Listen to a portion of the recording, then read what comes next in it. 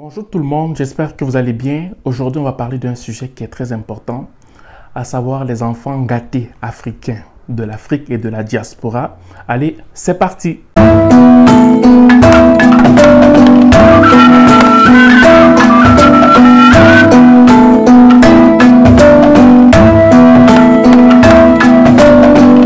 Allô, bonjour. En fait, on se revoit encore. Ça me fait plaisir de vous parler aujourd'hui. Et si je prends la peine de faire cette vidéo avec ce titre qui est un peu bizarre, c'est parce que je veux vraiment remettre les pendules à l'heure, ok? Parce que vous voyez, depuis que j'ai commencé cette page du Canadien de Montréal, il y a divers avis, il y a divers points de vue, diverses opinions que je respecte beaucoup. Puis, par contre, il y a certains commentaires que j'ai dit qu'il va falloir... C'est ça qui m'a inspiré à faire cette vidéo aujourd'hui, ok? Il y a certains commentaires qui m'ont fait comprendre qu'il faudrait vraiment que je tape un peu la main sur la table pour qu'on comprenne c'est quoi, comment dire ça, c'est qu'est-ce qui m'anime en fait, qu'est-ce qui m'anime et pourquoi je fais ça, ok? Et voilà quoi, j'ai expliqué que c'était l'intégration, j'ai expliqué beaucoup de choses et voilà quoi donc. Ceux qui ont compris ont compris. Bon, maintenant, le deuxième point c'est quoi? C'est que je veux parler aujourd'hui des enfants gâtés. Les enfants gâtés, pourquoi? Parce que la majeure partie des enfants gâtés qu'on rencontre, ce sont ceux-là qui font souvent du désordre quand on les envoie en Occident pour faire étudier, pour, je sais pas moi, tu sais, les parents ont tellement compté sur eux, qu'ils ont tellement investi en eux que quand ils arrivent ici, ils font totalement le contraire de ce que les parents espéraient en eux.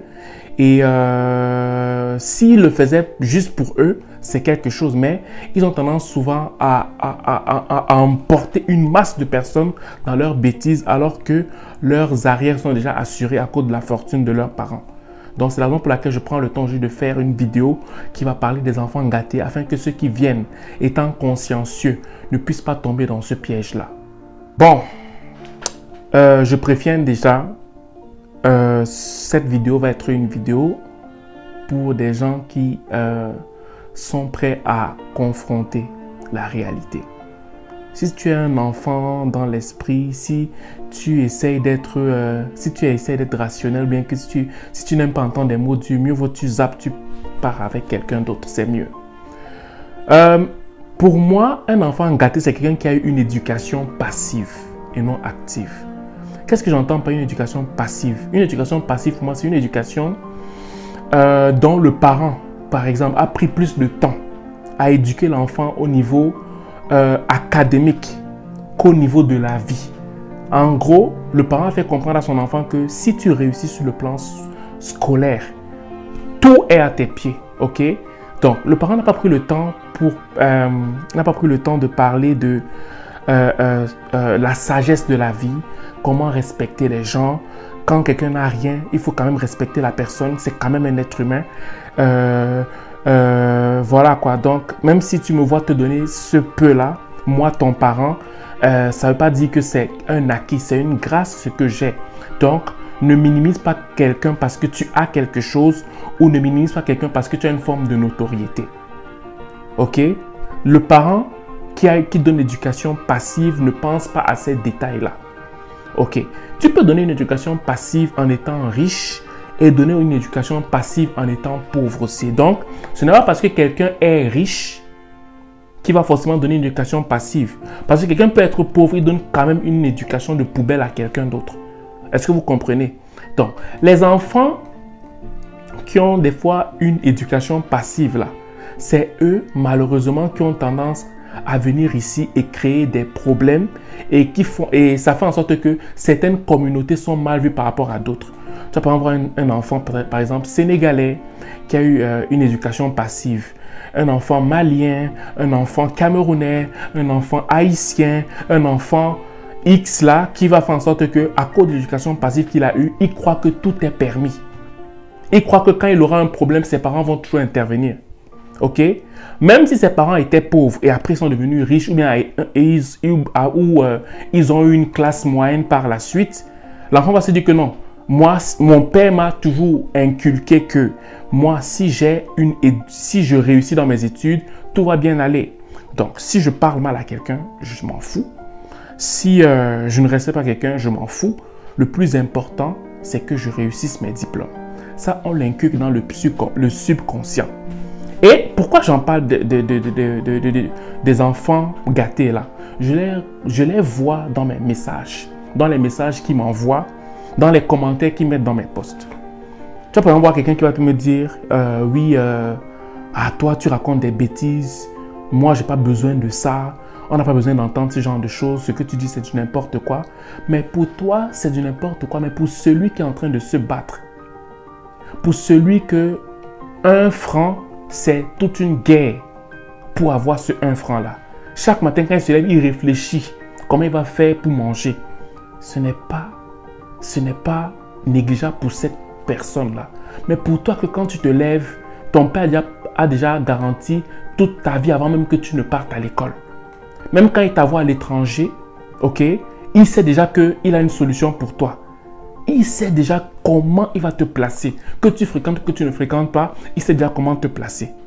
Ok, toi qui as ce genre d'éducation-là, si ton père, malgré le fait qu'il sache, ou ta mère, malgré le fait qu'elle sache que tu as déjà tout, ils ont déjà comme garanti ton avenir et qu'ils ne basent pas une éducation active, à savoir gérer le détail, gérer ta relation interpersonnelle avec les autres, mais c'est vous qui créez des problèmes.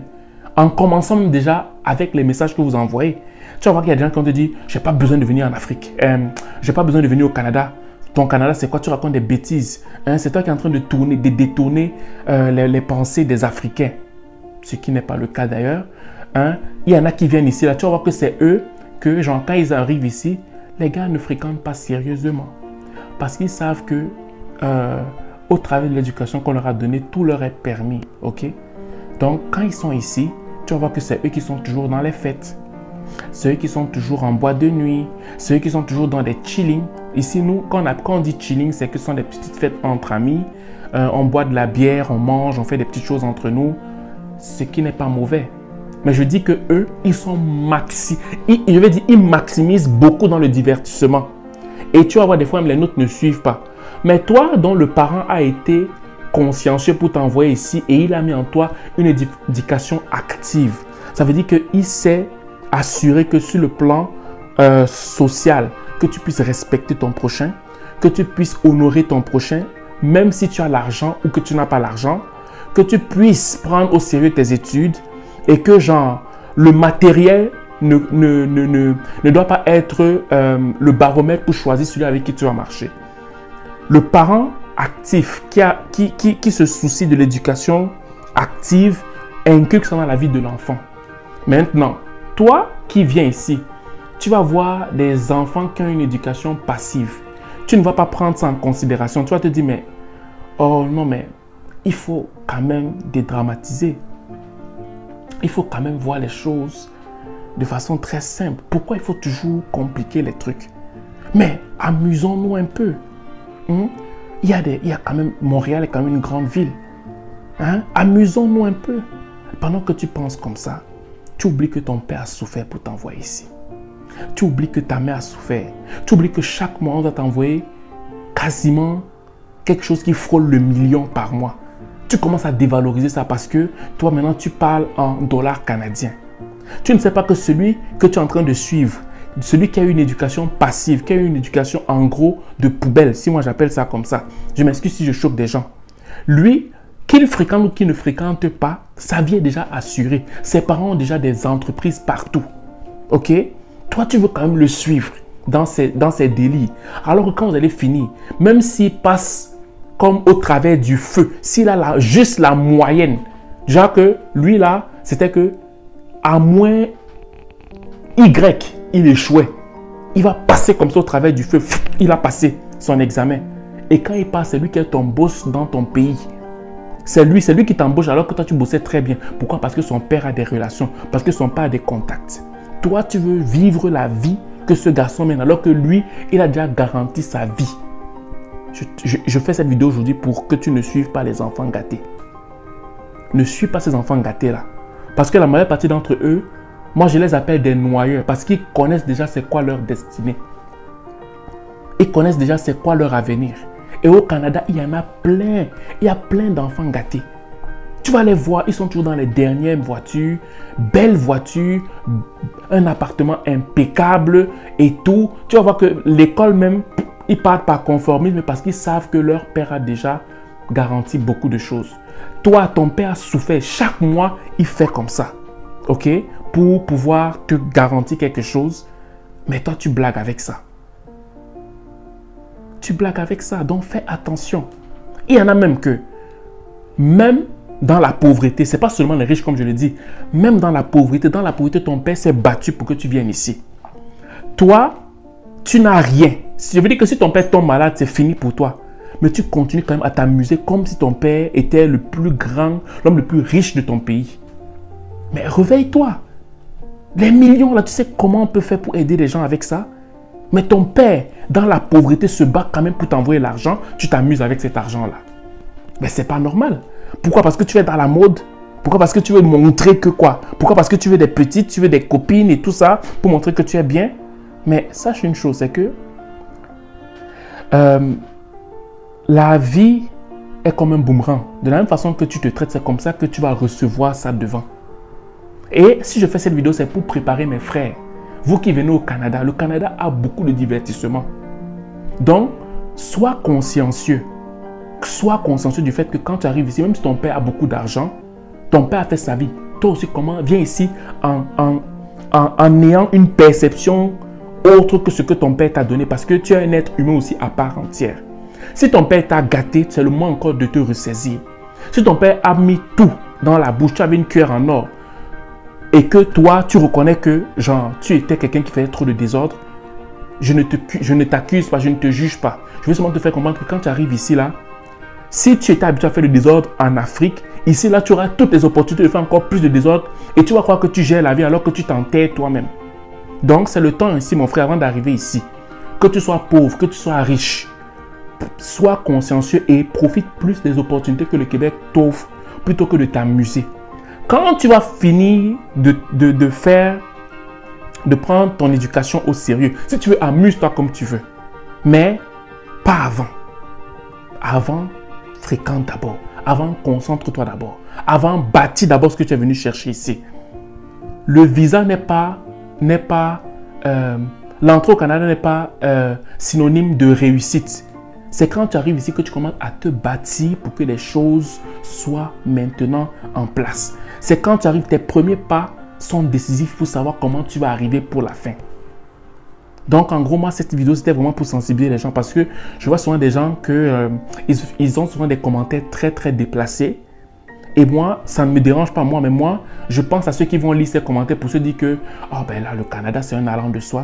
Finalement, ceux qui écrivent ces commentaires tordus là, déplacés, d'enfants gâtés, ben, peut-être qu'ils ont raison. Peut-être que je peux seulement me lâcher là-bas, c'est correct.